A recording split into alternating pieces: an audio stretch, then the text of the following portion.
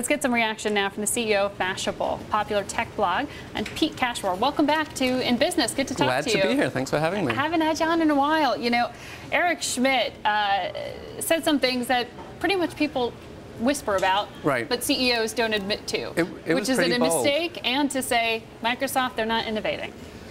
So I think on the Microsoft point, I tend to agree. Microsoft has this huge enterprise business, very, very big in corporations. On the consumer side, they're not seen as innovative anymore. I would have to agree with Eric that those four companies are really pushing the envelope on what's possible.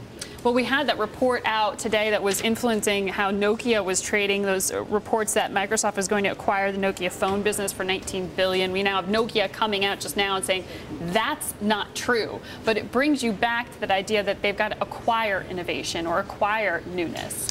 So I think that match would actually make sense. Nokia is definitely struggling. It's not the cool phone anymore, particularly in Europe where I'm from. It used to be, when I was growing up, it was the cool phone. Everyone wanted the Nokia phone. Now it's iPhone, now it's Android phones.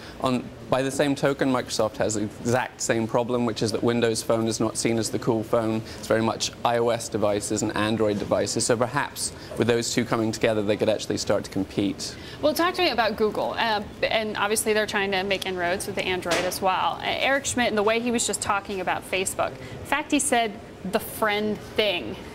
I mean, it kind of shows a little bit of a generational divide, doesn't it, in how he describes social media?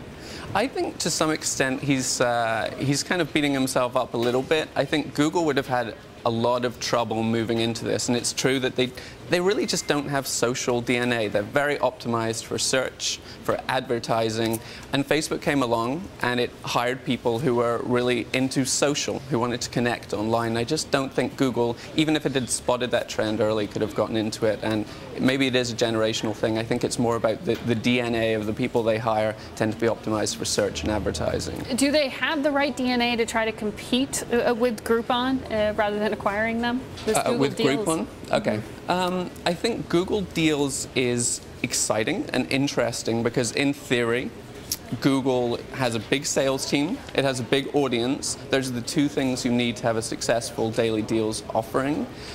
Google has struggled a little bit with issues of user experience, of making these things fun, of making them engaging. So in theory, yes, it'll really come down to the execution of whether they do it well, whether they integrate it into their existing products and bring the existing audience to it.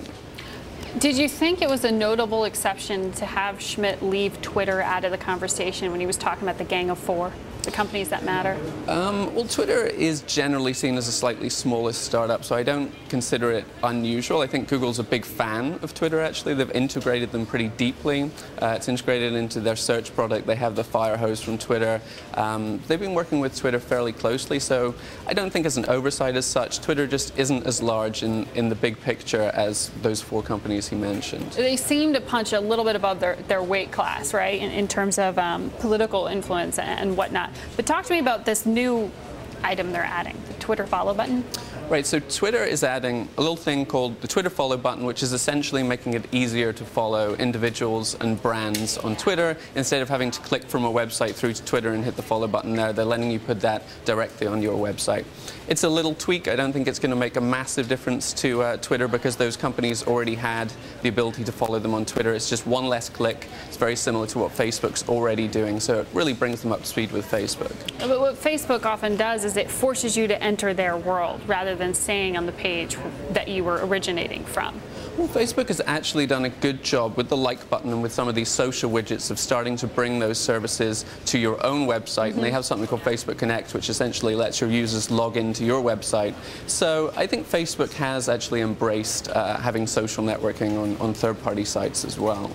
All right. Well, Pete, it's good to talk to you. And I know Mashable has their own Mashable Follow, a new feature. Sure. On your So blog. we're actually announcing today that Mashable Follow, which is our own social sharing platform on our site, has hit 100,000 users. We launched it 38 days before we hit that milestone.